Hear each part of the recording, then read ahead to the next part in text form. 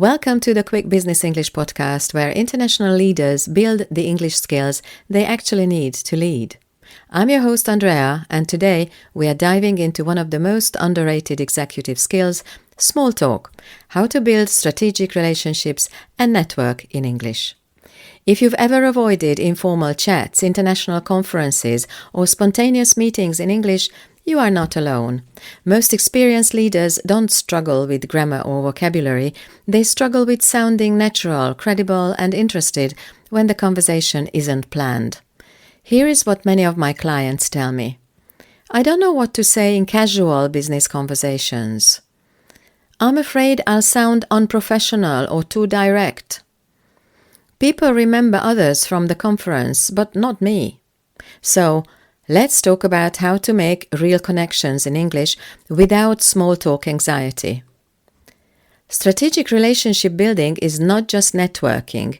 It's about positioning yourself as a trusted peer, a thought partner, or solution provider. And in global business, English is the currency of those connections. So let's walk through a few strategies and the language that helps you lead in them. Strategy 1. Starting the conversation without awkwardness. Instead of generic small talk like, nice weather today, yeah? Try more professional openers such as, great to finally connect. I've been following your work on LinkedIn. I heard your point in the meeting and I had a similar experience recently. Before we dive in, I'd love to hear how your team's managing the recent reorganization. These starters show interest and start a peer-level conversation, not just chit-chat. Strategy 2. Position yourself naturally. You don't need to pitch yourself to do that, but you need to drop value signals into the conversation. For example, in our last project with the Amazing Incorporated, we ran into something similar and the key was simplifying the rollout process. Or, one trend I'm seeing in financial services is that clients want faster onboarding, even if it costs more. This kind of phrasing shows that you have the experience, you are tuned into industry challenges, and you are worth continuing the conversation with. Let's move on now to strategy 3. Following up with intent. Not following up is one of the biggest missed opportunities. Here is how to sound professional and open the door for further contact. Let's hear some examples. I really enjoyed our chat. Would you be open to continuing the conversation over a virtual coffee next week? Or, I'll send over that article I mentioned and let's stay in touch on this topic. And finally, if you are ever exploring DC, I'd be happy to share what we've seen work. This is how strategic partnerships begin, with simple, clear offers. So let's wrap up this episode. The truth is, being great at your job isn't enough, because people work with people they feel a connection to, and English is the medium where those connections happen at a global level.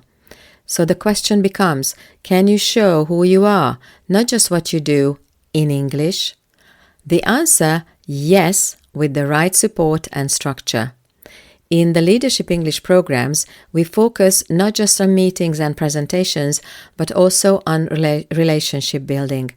We work on how to sound natural, credible, and approachable in English, how to talk about yourself and your work without selling, how to handle networking events, leadership dinners, and client visits with confidence, and how to build and maintain international relationships across time zones and cultures. Networking is not about being extroverted. It's about being strategic and prepared, and that's what we build together. Thanks for joining me for this episode of the Leadership English mini-series here on the Quick Business English podcast. In the following episode, I'll show you some examples of how to disagree professionally in English. If any of these episodes spoke to you, or if you know it's time to upgrade your communication style for international stage, you'll find the links in the show notes to learn more about the Lead in English and the Confident Leader programs.